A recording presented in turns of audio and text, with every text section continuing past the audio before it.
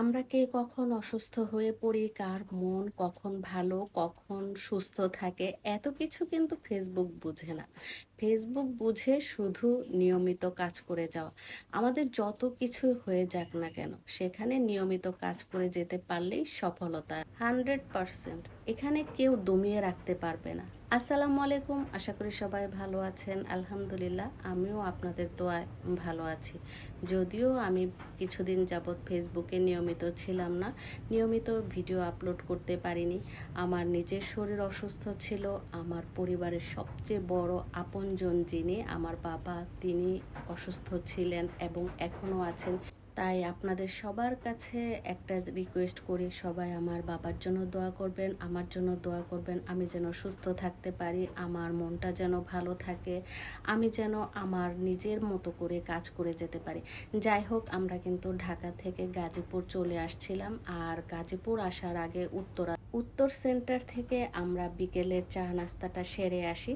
তারপর আমরা গাজীপুর ময়রান বিশ্ব রোড এসে যখন দেখি 9:30 বেজে গেছে, তাই স্বামী বলল যে আলামিন হোটেল থেকে আমরা খাওয়া দাওয়া করে যাই। আমরা যে গাজীপুর আসছি এই কথা আমরা কাউকে বলে আসিনি, আর এত রাতে যে কাউকে ডিস্টার্ব করাটাও ঠিক হবে না। তাই আমরা আলামিন হোটেলে যেয়ে দেখেন একদম কোনো মানুষ ছিল না, প্রায় বন্ধের কাছাকাছি। সেই সময় আমরা যে আলামিন হোটেলে খাওয়া দাওয়ার জন্য চলে যাই, আর সেখানে যে আমরা কালা ভুনা দিয়ে ভাত খাই। আমি এখানে টেবিলে বসে বসে বলছিলাম এই নিয়ে আমি আলামিন হোটেলে 2বার আসছি, আর আমার স্বামী বলছিল যে আমরা নাকি 3বার আসছি। যাই হোক, সে তার ফ্রেন্ড সার্কেল নিয়ে এখানে এসে খাওয়া দাওয়া করে গিয়েছিল।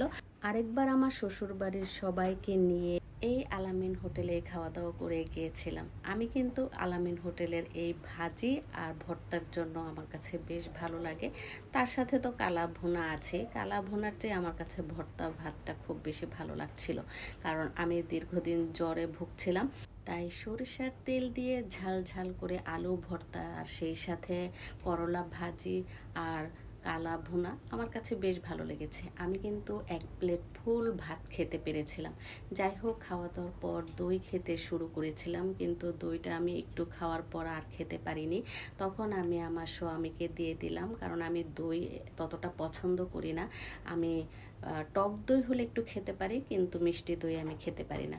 রাত 10:30টায় আমরা বাসায় পৌঁছাতে দেখি আমাদের যে পুচকুটা, এই পুচকু শুরু করে দিয়েছে ঘুরতে যাবে।